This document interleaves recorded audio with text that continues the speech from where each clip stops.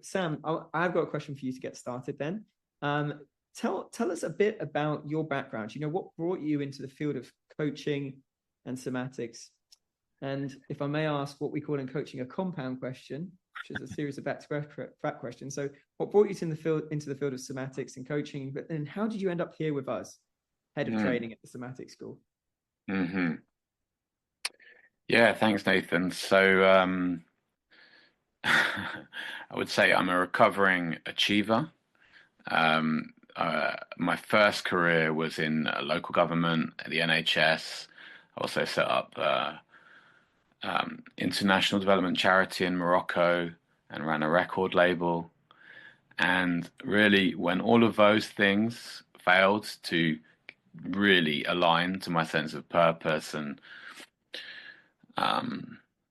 my own sense of wholeness, I was very present to a feeling of a split,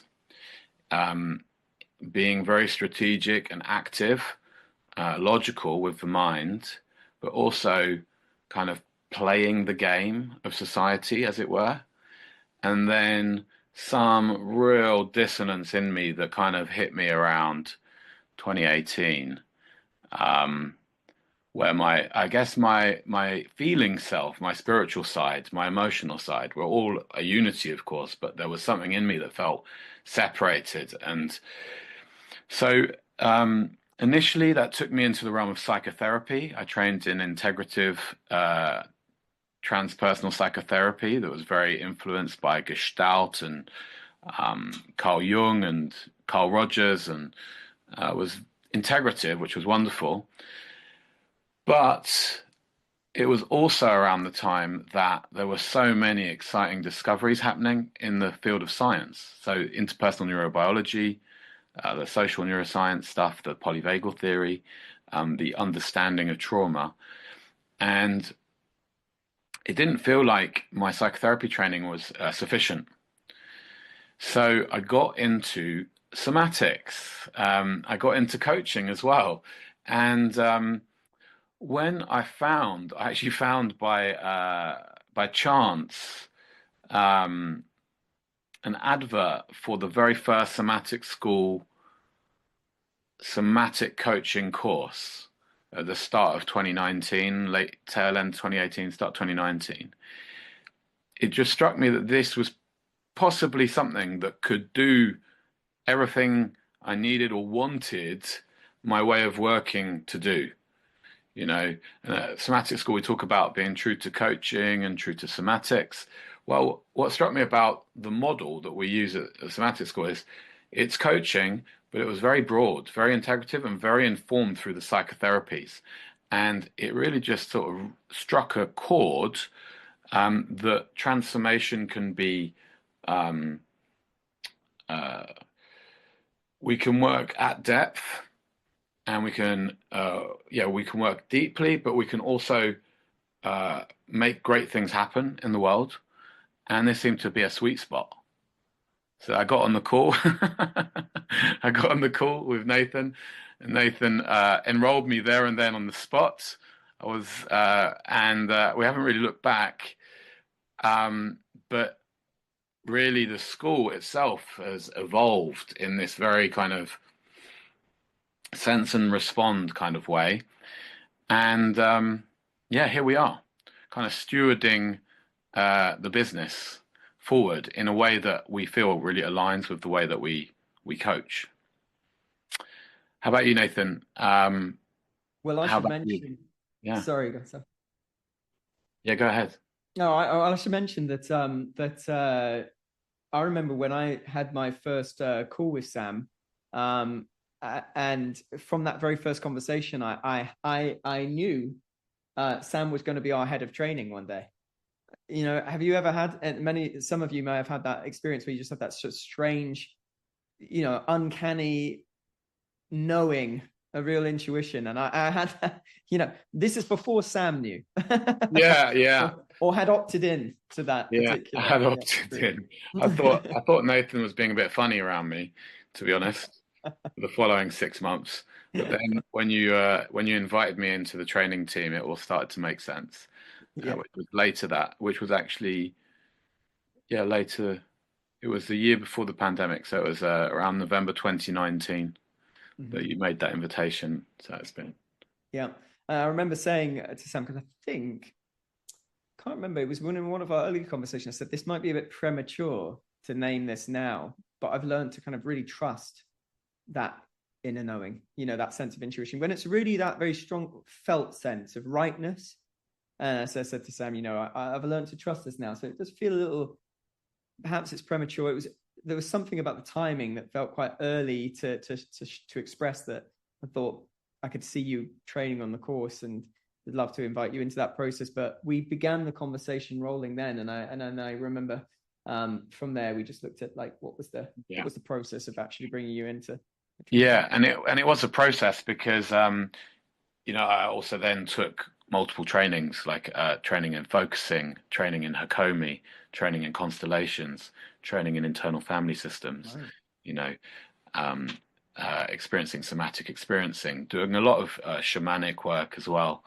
And constellations is really stuck, but all of it finds a kind of happy home in body-oriented coaching.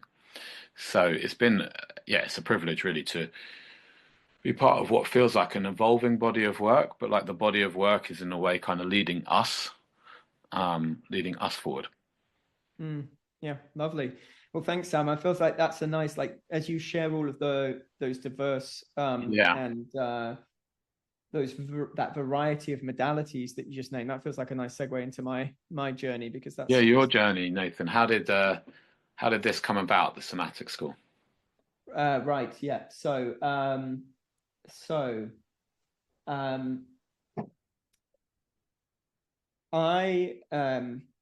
I started coaching. I studied psychology and remember feeling quite drawn to some what at the time were newer notions.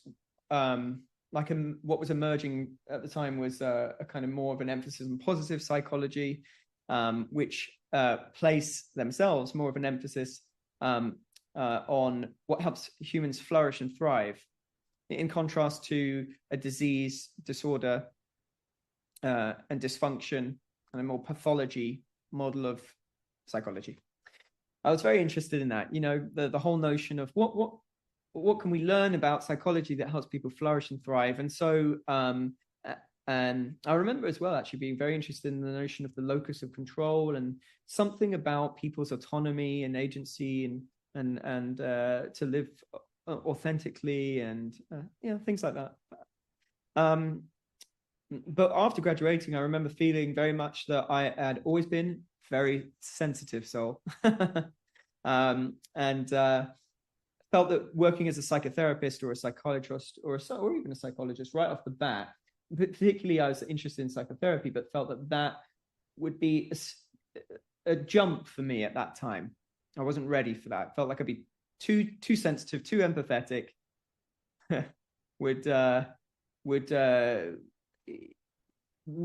Didn't feel like I had the capacity to hold that space at the time. You'll hear in a moment, I later trained as psychotherapy and have worked with therapy clients. And so that was something I became ready for. But I remember in the interim, it felt that I wanted to work with people. I wanted to work in that service-oriented way, one-on-one.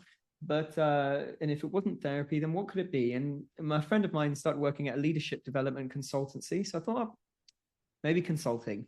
So I went to work at the same consultancy as my friend. I managed to kind of blag my way into that role. Hopefully no one from Lane 4 is listening here, because I truly was doing a job that was not suited to me. I was working in talent management, involved a lot of statistical analysis, etc. Was not really playing to my strengths.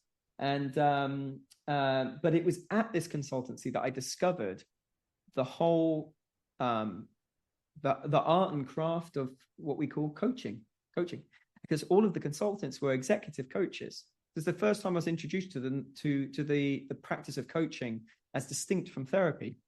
Though they have many similarities, they are indeed a different way of working. And a way of working that is largely an expression of positive psychology, because coaching is all about empowerment of the individual, of the client, not creating a dependency, but helping empower them. There's a lot about agency and autonomy and kind of crafting a life that's meaningful and fulfilling. And also we're working around this whole kind of core belief in potential. Helps people, so when we think about what helps people flourish and thrive, there's something in that. So I trained as a coach with Lane 4 initially, then later on did a number of different coaching certification programs, ICF accredited, ICF actually, and don't think they held at the other accreditations that they do now at the time, but they were all ICF accredited trainings, and started working as a coach quite young. I was in my early 20s, so I remember at the time I was the youngest in the room, in the training rooms, and many people, even at that time, there was a bit of stigma around coaching. They say, you're going to coach someone, you need life experience. But there was a message coming repeatedly through the trainers that actually coaching is really about, we facilitate the process. The clients, they're the experts on their lives and the topics that they bring. They'll drive the content. We kind of facilitate the process. So whilst life experience may help, at some level of the kind of felt empathy that you may have with your client around certain topics, it's not necessary to be an effective coach for someone. So that was encouraging, and I kept going. And okay, so fast forward a little bit. I'd been coaching for a number of years, and I felt that having been a very sensitive person, very acutely aware of nonverbal communications, facial expressions, tone of voice, things like this, I felt like this had a place in the coaching conversation that felt to me a no-brainer, not to be placing sort of like being intentional about bringing that in. However, all coach trainings that I had done didn't touch on that really at all. And then when I started looking for other trainings, I found that there wasn't much out there that was really doing that as explicitly and as completely as I was looking for. I really wanted to bring somatics in very fully. There was one training provider who we owe a debt of gratitude to, being a pioneer in the space. Richard Strotsky Heckler had given us, laid the foundation for somatic coach training. But that particular approach for me personally, and there's no one size fits all, but for me personally, it didn't fully resonate with me.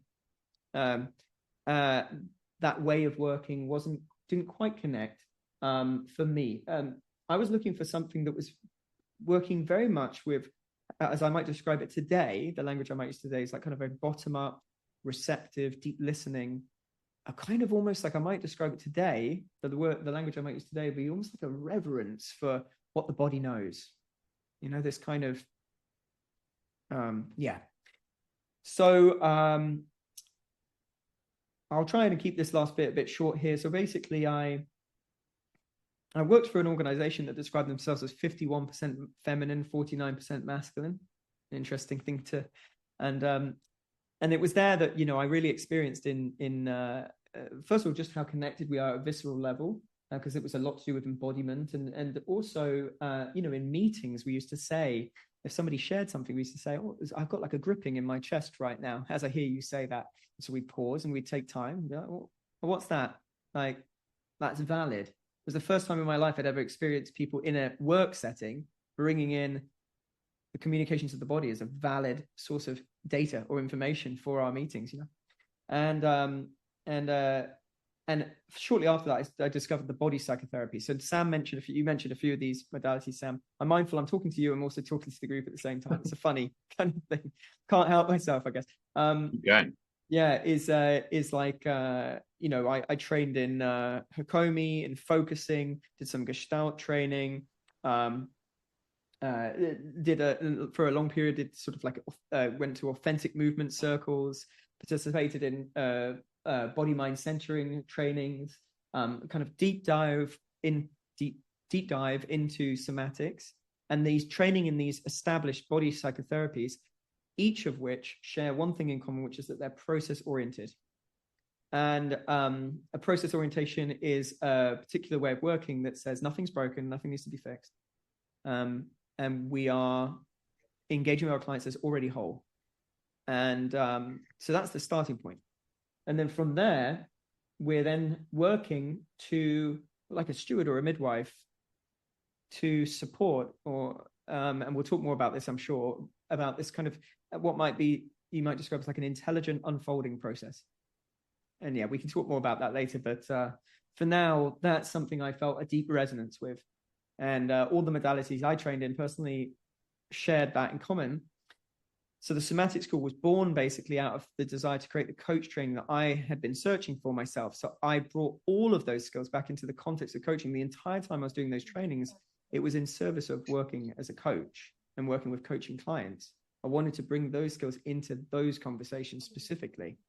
And so there's this kind of process of like digesting what I was learning and then integrating it, applying it in the context of coaching is what gave birth then to the Somatic School curriculum, basically. Then out of a desire to help others learn without having to go through that whole process of doing lots of different modalities and then doing the work of bringing that back into the coaching conversation. Yeah. Monica, I think that might be you. Hello, nice to have you with us. Hey, Monica. Yeah. There you go. Hey, Monica. Lovely frames there, Monica. They suit you very much. Great. Okay, cool. So answer your question, sir. Long answer.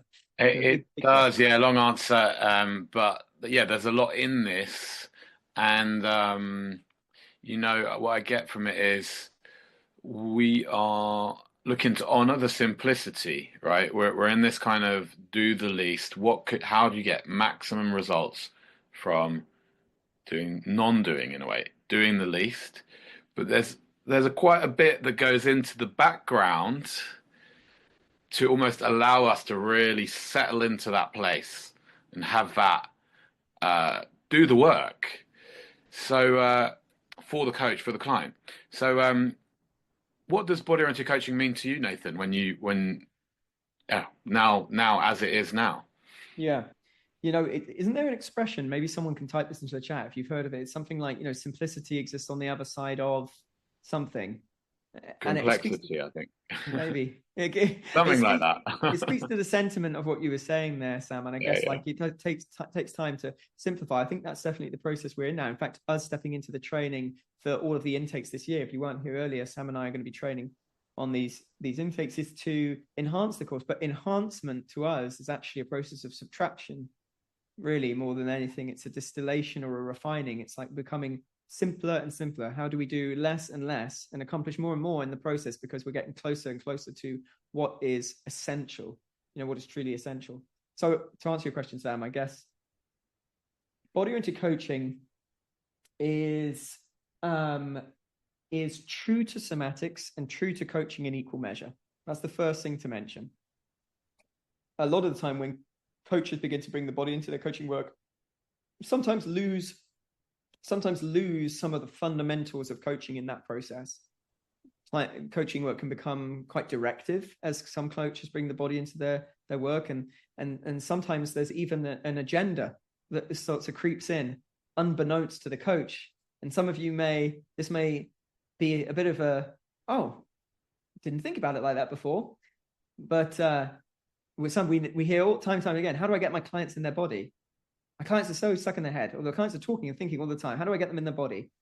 The desire to get our clients into their body is, if it's not originated in the coachee themselves, in the client as a desired outcome for the coaching session, it's if that desire is driven by the coach, that's an agenda. It's a sneaky one that kind of creeps in there. I want to get my client in their body. Do they want to be in their body? Do they want to be in their body right now? Do they want to be experiencing their body self in this moment? Yes, no, maybe. So we very much are working in a coaching way, which is, I think, personally, one of the most elegant ways of empowering clients, first of all, in a process of inquiry, where they come to their own solutions.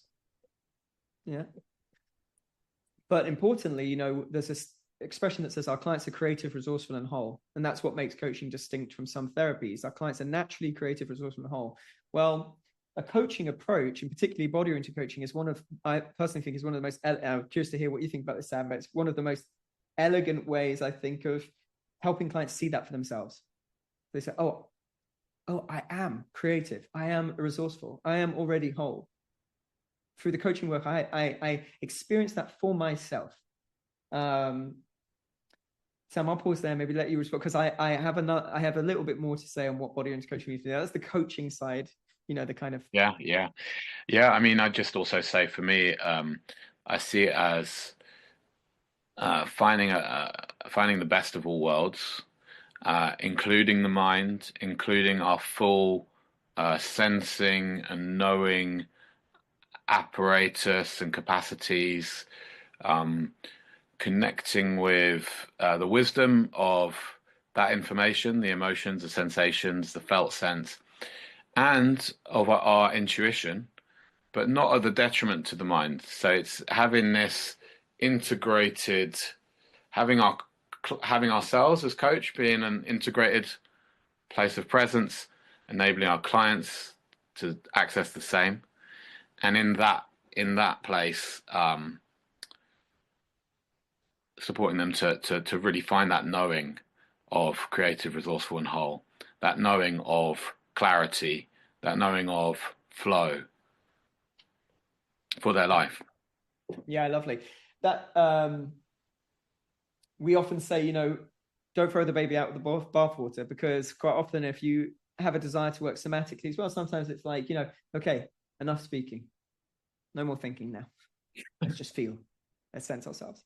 But if we are whole, our wholeness includes our thinking, includes our verbal communication, includes our rational, logical thinking mind, as well as Sam says, all the other pieces. So it's about including all of us. So bringing body into coaching for me is very much about bringing our entire, all of us into the space, into the coaching conversation.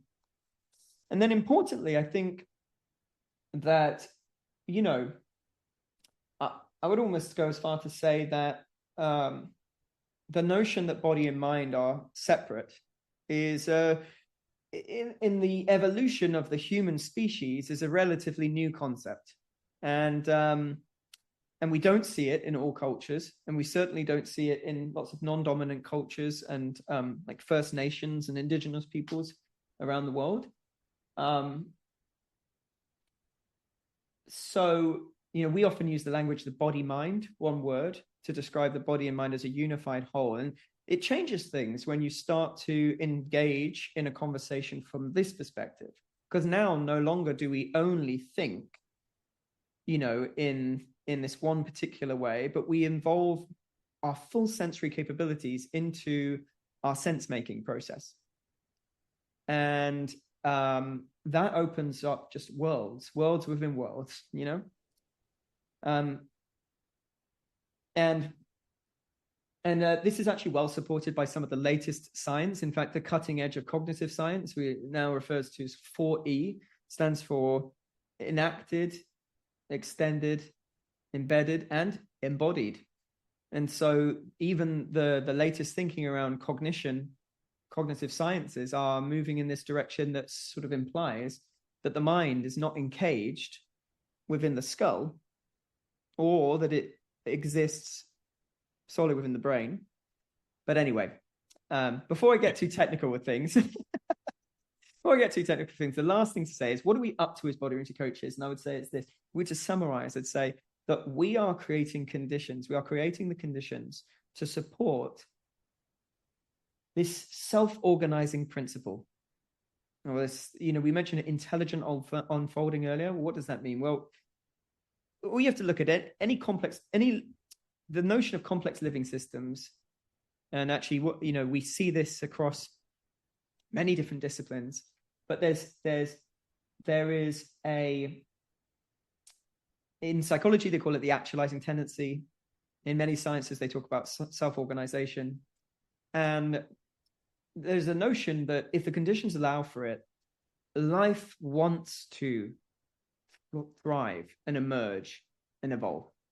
And we can hinder that process, or we can kind of helping it. Looks largely like sort of stepping out of the way of it, really, and maybe gently kind of stewarding, midwifing that thing along.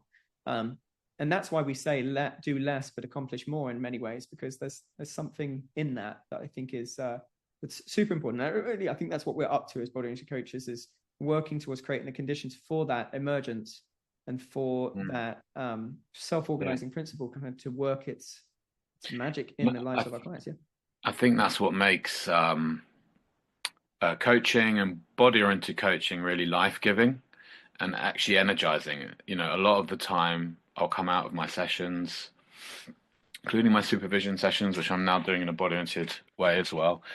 And there's a nourishment that comes online when we partner around where is the life in the client taking us, or taking us as an alliance in support of the life in the client.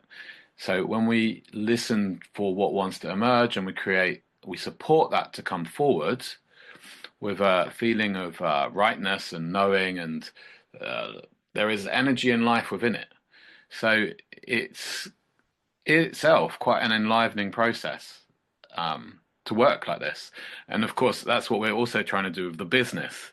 It's like, where is the life in this business? Where is the life in this school? Where is the life in this community? And how can we support it to unfold, to lead the way? Yeah, it's like the distinction as well between, some of the tells of that are, where is their resonance and where is their dissonance? And so for some of you who already work with clients, you'll know when you're talking about something, there's a flatness, a lifelessness.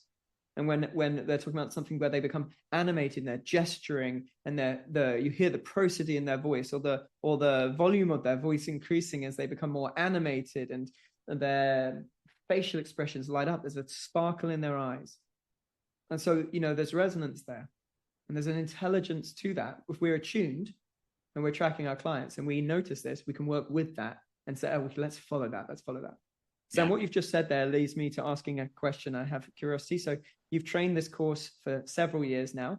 What is it that you see that people get from this learning experience then? I feel like you can touch on that already, but well, I think it is you can answer that question. What do people get from the learning at multiple levels? Obviously, we have somanauts here as well who can share from their own perspective. There is at the one level a framework. This is what coaching is. This is what body-oriented coaching is. This is how it integrates. This is how you practice. So really a strong framework. This is how it aligns to the ICF core competencies. Then there's the kind of scientific aspect to that. And then there's really the journey of self-awareness that happens for any participant in a coaching training, because of course you're working on yourself, you're working with someone else. So greater self-awareness, but even below that, and this is really our hope, greater self-acceptance, because the means of getting into this place of following the life that wants to come is to actually turn towards the whole of our experience with that friendly attitude, with a space of acceptance, because in that turning towards, in that understanding, in that relating with our whole experience, our experience tends to settle, and then the possibilities start to come online. So we try to really model that in the training, and to explore that. What's it like to be all-embracing, all-inclusive to our whole experience? And how do we do that in trauma-informed, trauma-sensitive, safe, solid ways? And how can that become a way of life as well? And then lastly, hopefully, there's trust, more trust in life, more trust in what wants to come in life. That tends to happen, or trust at least in the body's wisdom as an expression of that life. Yeah. Lovely. I wonder if we might open this up, because I see there are a number of somanauts in the room here. And so before we open it up to questions from those of you who are joining us for the first time, I'm super curious in this moment. Like, maybe we can hear from some of the somanauts if you wish to share. No pressure whatsoever. Like a little bit about, what have you gained through the learning experience, and also like what's your experience of being part of a community of somanauts as well? So a kind of double-barreled question there for those who want to answer. If anyone here wants to share, would anyone here like to share on that? Yeah, I'm happy to share. Hello, everyone. I'm in the middle of the training only, so I will speak from my experience of about close to 4 months now. I think, yeah, I'll relate to what Sam was saying. It's the Somatic School provided me with a very powerful framework to work with, yet simple. That doesn't mean it's simple to use. But yeah, that's the first thing is this foundation and this idea of simplifying things. So coming to a space with not an agenda, but really letting this intelligent unfolding happen and stewarding that for the client. And I think that's something that was a major shift because when I came to coaching, you think you have to have the answer or you have to provide expertise or whatever. But as you were both saying, the experts on their life is the client, and we cannot know better than them what's best for them. We are just here to support that process. On a personal level, it helped immensely already. In so little time, I've grown so much. Because you practice with your peers and you can choose if you want to confront yourself with some shadows, with some patterns, something that are emerging. And the Somatic Schools provides powerful tools, techniques, I will say, to go there. That has developed, enhanced, I will say, my self-awareness greatly. My ability to regulate as well. And just a bit about me, I'm 42 soon. For 40 years, I was quite disconnected from my body. So it's been a process to reconnect with my body. So I started to understand a couple of years ago the power of somatics and how the body holds information and wisdom. The body speaks in a language that is very primal, in sensation, in subtleties, in feelings. But often we have not been really used to listen to that. We have been quite disconnected. And so we operate from a very mind-based approach, cognitive approach. And the Somatic Schools, I will say, helps you to decipher that language, to connect with it, and to bring your whole in the picture. So you have more self-awareness, more information, more data to actually, navigate life with probably more clarity, more insights, and also to learn to tend to yourself in a better way, and to regulate in a better way because you developed more and more attunement and awareness of what's going on within. So I think it really helps to navigate life, at least for me, with more balance and to face, whatever may come, with a bit more grace. And the last thing I wanted to say is that, and that's something that's been really, really important and that I really loved about the school, is that I feel part of a family. That's a very not judgmental, caring, and safe space that allows us all somatotes, I will say, and ultimately our clients, to really connect with who they are, to have the space and freedom to really show up as they are and as I am, which is extremely beneficial because it's liberating to be able to just be who you are and be accepted just as you are. So yeah, that's my humble experience after a little over 3 months. So that's it. That's what I wanted to share with you all. Wow, Alexis, it's beautiful. Wow, life affirming hearing you share about your experience there, Alexis. Thank you so much. Yeah, it's a gift. It was really touching, actually, Alexis, what you said there about the family. It also, we hadn't explicitly designed that into the strategy, but we very recently put our finger on, that's one of the design principles for the business. A happy home. We didn't use the terms family, but a happy home. So it's really nice to reflect that. Yeah, Yeah, it's yeah. probably better to word it this way because family is Yeah, functional. I know a bit about that. families. Yeah, of course. They can be. We're like, yeah, we're like I think a little like perhaps like a hostel or something like that. Hostels aren't, I don't know if hostels are No, that maybe not. great That's either, in my experience anyway. so a happy home is definitely, yeah, that's lovely, and that kind of neuroception of secure attachment, and that sense that you are welcome just as you are, you know, and that actually as you are is just perfect, really. So Should we anything open it to else? the floor then, Nathan? Because it's Yeah, good idea. yeah, because we've got like 10 minutes. Time wise, yeah. So over to you. For anyone have any questions for us? Or for our Somanauts, given Or that for the there's Somanauts, a number of Somanauts here. Yeah, in fact, yeah. Monica. And then I see Michelle will come to you afterwards. Yeah. Hi, thank you so much. Can you hear me, guys? Can you hear me okay? Perfect. Oh, super. Thank you. I'm sorry, I'm just in the middle of teaching and I'll have to run in like 5 minutes to teach.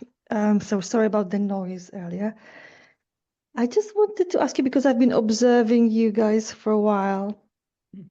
And I recently finished the coaching course. It was a 2-year course, so I'm just taking a breath to recover financially as well, etc. I'm very interested in what you do. It's a very simple question. Do you have maybe lists of people who sign up to be like a practice client for people going towards accreditation? Because I'd be really interested to just be a practice buddy for someone who's maybe studying. And I'm sorry if this is too forward, but I just occurred to me because I'd like to experience that work maybe before I commit myself to a course. So the straight answer is there's not a system in place or a list as such, but now that you've asked the question, there will be. I really love, you've just sparked something in me. It's something that we've been thinking. There's a few pieces to this that have been kind of falling into place, and I think something's just stirred in me as a result of hearing your question there, Monica. And so we'll get on that and then get back to you. So Monica, I'll make a note of your name and then we'll thank you. Now, actually, in fact, by show of hands, are there any Somanauts here that want to practice with Monica? Or maybe actually, in fact, better. Sorry. Yeah. Yeah. Let's take it offline, Nathan, and then we can come back in a measured way. I forgot, for a second, I forgot where we were. When you can feel free to, maybe you can contact Monica directly in the chat, direct message if you like. I'm gonna have to go like literally in 3 minutes. Okay. But the other question is if you know if that is a bit too soon, like where can I find people who you have accredited that I could just pay and work with? Because I'm also like I'm very happy to be a paying client, just experience and feel how it feels for me as a client. It's a great idea, Monica. So the first thing I would suggest then is that maybe if you just drop us an email, we can then put that out into the community and see if anyone wants to work, who can think, oh, I can help you, Monica. Like that sounds like the sort of thing. The other thing as well, we're setting up, and this is news to everyone, and we're setting up a directory. So that will make it very easy as well for you to find people in the future. But for now, in the immediate, Monica, just get in touch. Let us know a little bit about yourself, what you're wanting from a coach, and we can put it out to the community and they can kind of self-select and get in touch. And then you can decide who you want to work with. Yeah. And will there be a replay of this session that I can watch? Because I missed half of it. Thank you so much, you guys. Thank you very much. Have a lovely day, everybody. Yeah, you too. You too. I'm gonna go. Thank you. Bye. Bye. Blair. Oh, sorry, Michelle. Let's come to you, Michelle, and then Claire. Hopefully we'll have time to come back to your question then. Michelle. Yeah. Hi, thank you. So I work as a coach, and I've always incorporated elements of what I'm imagining are things that you cover, including the body. I've studied internal family systems. I do breath work, mindfulness, all that kind of stuff. So I kind of intuitively, ask people where they're feeling things in their body and stuff. I'm sure I'm doing it wrong from a sort of, the way you're talking. Maybe I take people into their bodies when they're not quite ready. But it kind of seems to work a lot of the time. What I'm curious about is clients who are out there who know nothing about this. How do you sort of set yourself up, or how do you present yourself in a different way such that I could justify a significant investment in this training? That's what I'm trying to understand. I'd love to do the training if it wasn't so expensive, because, you know, any training that's kind of along the modalities that I enjoy working with are interesting to me. But it's a question of, you know, how could I then distinguish myself? Because so many people know nothing about this kind of stuff. Sam, it looks like you've got something kind of brewing. I've got multiple thoughts, but do you have something, Nathan? Okay, I'll Yeah, throw a few things into the mix, and then maybe you. Yep. So,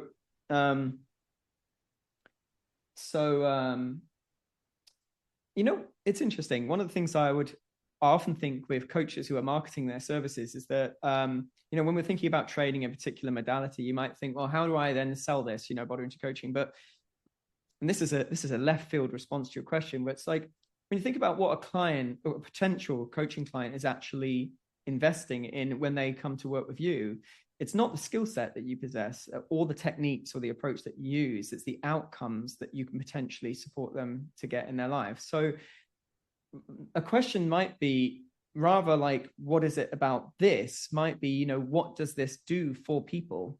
You know, how do you articulate the outcomes that people, you know, for example, you know, for stress and anxiety, I mean, you could just listen back to Alexis's beautiful share on the recording, and you could share some of those things, but like, you know, in terms of like supporting people to regulate themselves or to support understanding better the nervous system and how they can avoid dysregulation in the first instance, you know, communications and relationships, a sense of direction, purpose, meaning, and fulfillment that comes from connecting to the deeper parts of us. The body kind of holds our deepest truths, and that leads to us reconnecting, and ultimately the things that we realize that we've simply been tolerating in our lives by essentially numbing to get through the day. Then as you start to resensitize and connect with the body, mind, and the intelligence of the body, the body speaks to us and it starts to say, hey, can't ignore me anymore. This is not working for me. We got to do something different. Otherwise, I'm going to burn out, get depressed, become disengaged, you know, whatever. Okay. Or worse, in fact, chronic pain, chronic diseases, those sorts of things. So that's one left field response to that. This time I'll come to you now.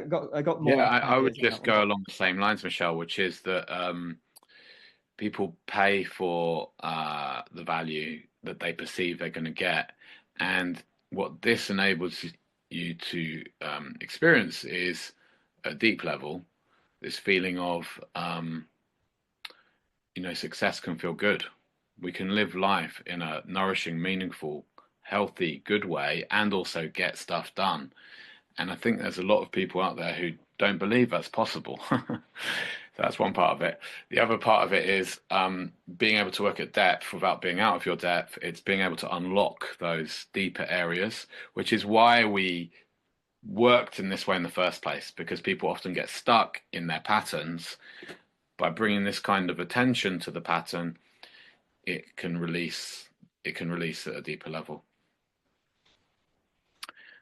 Does that help as a start for 10, Michelle? There's so much more we could say on this, but Yes. Okay, cool. Thank Great. you. Claire had a question, and Robert, you were coming off mic as well, I saw, but let's see Claire and then Rob, because I think I saw Claire's came in a little while ago. So I can see that there's 1 week and a month for learning. What are the time commitments around this? Are we expected to take a case? So okay, Claire, basically you've got a core training weekend and then a series of sessions that happen, a core training weekend once a month and a series of sessions that happen in between that. In terms of taking on case studies, you do have to do a set number of hours. In fact, it's 30 hours of coaching in between when you begin and when you sort of say, okay, I'm ready to certify. And so you've got time on that to do that. But what I would suggest for you, Claire, is something, and I'll put this up, Rob, if it's okay. I'm just going to share this here because I think this will help Claire and it may help others. if you want to know more about the overall sort of structure of the training and have questions around that, the best thing I can recommend you do is come along to one of our introduction to body oriented coaching sessions, because that's where you'll learn much more. We've spoken, about many different things today, but in a quite non-linear way. Whereas this is an event that will take you step by step through the various features of the training, what the modules cover, as well as the various other elements of it, including things like how we support you around like the business side as well, recordings of different sessions and different elements of business and so on and so forth. So this could be a great event for you to attend for that, and you can just scan that QR code there, and that will help you book that.